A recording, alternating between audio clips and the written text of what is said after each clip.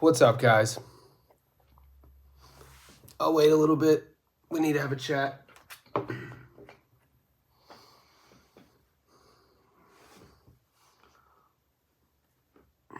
Read the title. I want to talk, ask you guys, get some feedback on a post I just did. It has me a little bit bewildered.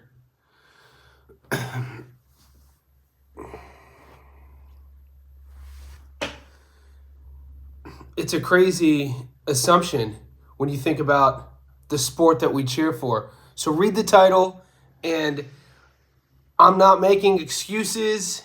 It's the modern day age of boxing to where you can't even discuss outcomes without being called a fanboy or be told that you're looking for excuses is wild. So the title is referencing the Errol Spence Jr. Terrence Crawford first fight. We know what happened today. This was the deadline for Spence to activate his rematch clause, which he did. So I think it's going to happen in December. This is what people are saying, speculation by the end of the year. I mean, could you imagine New Year's Eve in Vegas, Spence Crawford 2? When you look at Errol's body of work, and I did a video about a week before the fight posing the question, was Errol suffering from sort of deterioration? And I just did some old videos side by side of him doing interviews and just let you guys be the judge, okay? When you watch his performance, you could easily, and a lot of people would easily say that don't fight again. It's, brain injuries from the car crash. It's miles he has on him. Errol's 32 years old. He's always looked in tip-top shape. We also know that he cuts a lot of weight to make 47. And everybody could agree that he didn't look himself. Now, why is it out of the realm of possibility that if you remove that one punch in the second round, the one that dropped him, it wouldn't have been a different fight? I mean, on most people's scorecards, he won the first round. So it's not like Errol came out in the first round and looked like he did the rest of the fight. It's mind-blowing to me that this isn't an educated conversation to even have, because all that people are doing in boxing forums and boxing groups, my boxing group on Facebook, is that the second you pose the question, you're being accused of being an Errol sexual, and you're being accused of making excuses for him losing. Now, my pushback on that is that people who make who say that you can't talk about the loss, I don't think you guys have ever been punched in the face before. I don't know if you've ever sparred before. I don't know if you've ever boxed before. But what happens is when you get hit either here or you catch a shot here, it affects your equilibrium. It affects the balance center in our brain that allows us to move properly. Could you imagine not having that when you're engaged in a fight? So the more I think about it and the more I look back on what Errol looked like in round one, what he looked like after that punch, it's like the only thing that makes sense to me is that it was the shot, and no one talks about it. It was the punch. You remove that one shot from the second round, remove the takedown, I think it would be a different fight. I mean, for how quote-unquote bad he looked, it still went 9 rounds. Now, all that in consideration, he takes the rematch clause. It'll probably be at 154. You take the first fight. He won the first round. I mean, I don't think it's out of the realm of possibility that Errol can't win the second fight. It doesn't. I don't see why all the comments on Facebook and in the boxing groups are all of a sudden calling Errol trash and saying that he's a bum. This bothers me about boxing. Well, boxing fans. I grew up boxing. I've been in the sport my whole life. It's like one loss doesn't defy the fighter, and for fans to be so brutal, it's bizarre. It makes me beg the question. You guys have never been punched in the head before. Once you get hit and you get rattled, you lose your faculties. And when we look at how Errol, and I'm guilty of this because after the fight, I even said it was Errol's coaching and his game plan was bad because he didn't have a plan B. Now that I think about it, he gets knocked down in the second. Equilibrium's gone. All of his senses are discombobulated. I don't think it might have been not that he didn't have a plan B. I don't think that he was expecting to lose his balance in that fight and then still have to stick to the game plan. The first thing he said after the fight was that he didn't have his feet, he didn't have his timing. Why didn't you have your timing? You won the first round. The timing was there in the first round. Look at all the scorecards. You didn't have your timing, and he'll never say this. He's not going to make an excuse.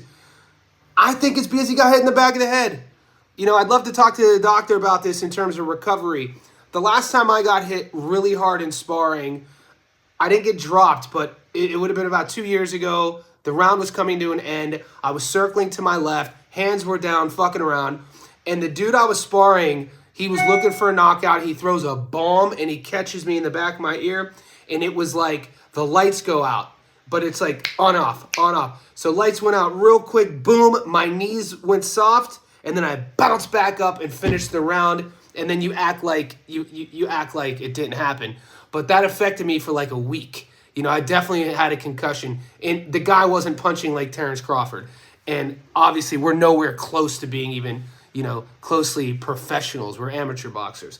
My point is, there's a thing in our brain, a system, neurology that happens when you get hit there. I mean, you start it's the chicken leg. You know, the Benavidez fight. Think about any fight you've seen. The Helenius fight. You know, he gets hit in the back of the head against AJ, and he does that walk.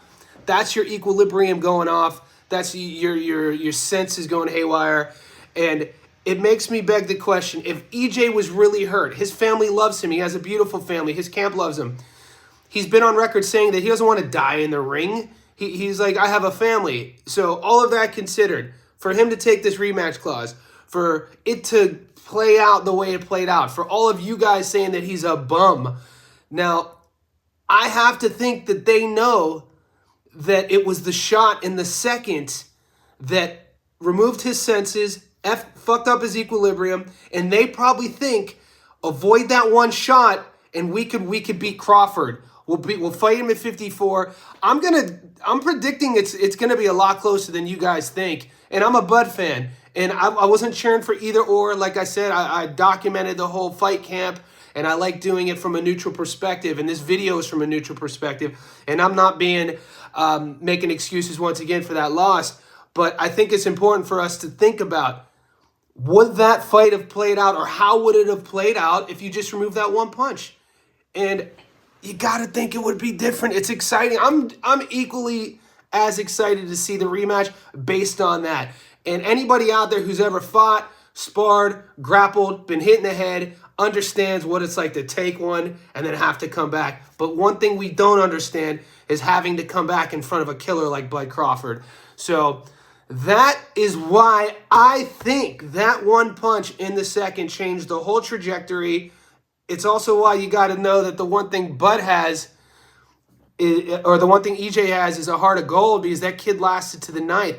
Look back, read the comments. It was a whitewash. It was a masterclass. It still went 9 rounds. I mean, fucking Hagler Hearns. That was over it was in the 80s. It's second or third round. Was it early? You know, to go 9 rounds and be a whitewash, I don't know, man. I'm expecting different things. I'm excited that it's signed. I'd rather see that fight at 54. I want to see the rematch. And I think, once again, it was the one shot that affected EJ's balance, timing. He's a strategy type of fighter. And they just weren't expecting it. And going into a fight, nobody ever expects getting hit in that sweet spot. You could take a shot here. You could take a shot here. You could see it coming. It's when you don't see that shot coming that wraps around the head, his eyes are down, that kind of wobbles you. And usually that happens late. For that happened so early, man, he had a lot to overcome. And for him to sign that clause, that's no ego. He doesn't need the cash. He thinks he can win. And it's going to be fun documenting it. Guys, thank you for your support, tuning in, all the subs, comments, and any ideas on anything, you send me a message. He kind of carried Spence as well. He had money on himself. He had money on himself for 9 to 10. Is that a fact, Casey? Knockout. Come on, man. This is like, where's my tinfoil hat? Are we doing conspiracy theories now? Like, you're saying that Bud Crawford bet money on himself to knock him out? What world are we living in? You play too many video games, Casey. That's not what happened. These guys are in a sport to where they could die. Mate, they're in a sport that they could die. They're not going to take those unwanted risks. Ask any of these guys. They'd rather it end in the first second. They don't get paid for how long they fight. They get paid to fight. So we're gonna cut that right there. Any other comments on this, guys? Give me your feedback. What do you guys think? Do you think Casey's right? Now, Bud did carry him, but I don't know if it was so much. I definitely am gonna say it wasn't because of a bet. I feel Bud carried him. Oh, okay. Now you sound like my girlfriend. Johnny, relax. All right, guys, I got to go. I appreciate the feedback. I'll be doing more lives. Appreciate you, Casey. Chat soon.